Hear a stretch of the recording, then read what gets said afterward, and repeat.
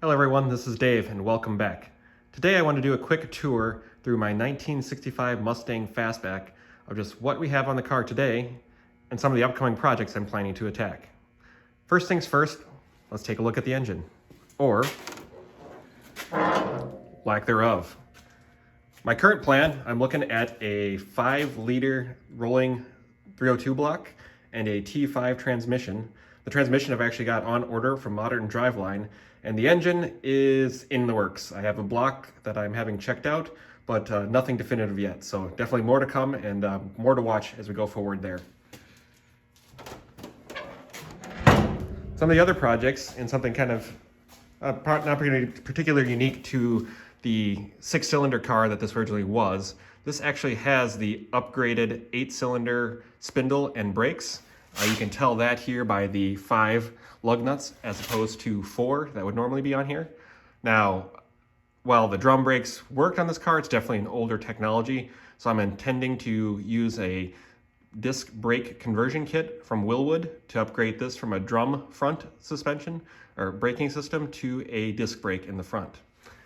Now, to add to that stopping power in the front, the back is also going to get an upgrade.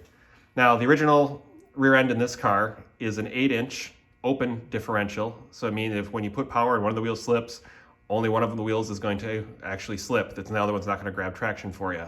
So one of the upgrades I'm looking at here is going to be a traction locker for the rear end.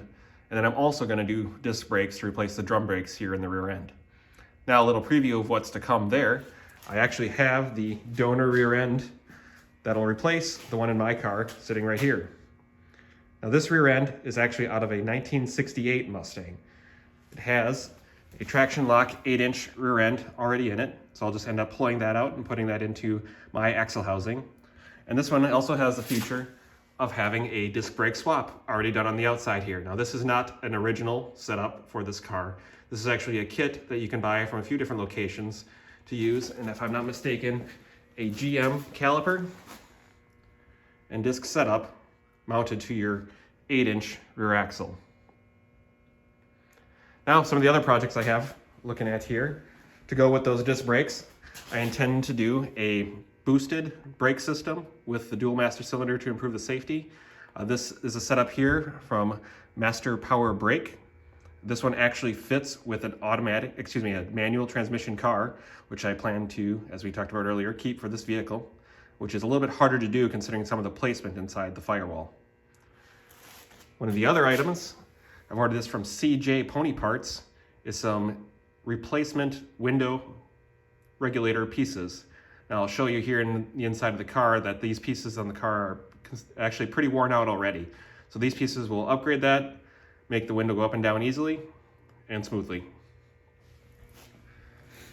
One of the other items I'm going to attack, and this is something new for me, I actually have a wiring kit here from Quickwire. Now this is more of a universal fit product, but it's actually a pretty neat setup in here. Now they've got all the wiring, they got all the coding, and they've got the manual here to tell you where to wire everything. What I found kind of neat here is they actually use full-size fuses in the fuse box, and it's got some built-in relays and a couple other tricks to help the security of your vehicle. So again, more to come as we take a look at putting that into our Fastback Mustang. Now, one of the other pieces I hear ready to go, but not quite ready to install yet, I have a rack and pinion kit from Unisteer. This is actually a power rack and pinion kit. Here you can see the power steering pump, along with the different pieces that come with the kit to replace this with the originally manual steering in my Mustang to a power rack and pinion setup. I'm pretty excited about this. I've had Mustangs in the past and I've dealt with the slushy, kind of squishy feeling of the factory steering box. And from everything I've heard of all the reviews I've read, going to the rack and pinion setup improves that significantly and also improves the steering ratio as well. And one of the last pieces I thought was kind of neat with this car that I wanted to kind of show off, the previous owner had actually put these 14-inch wheels from American Racing on here.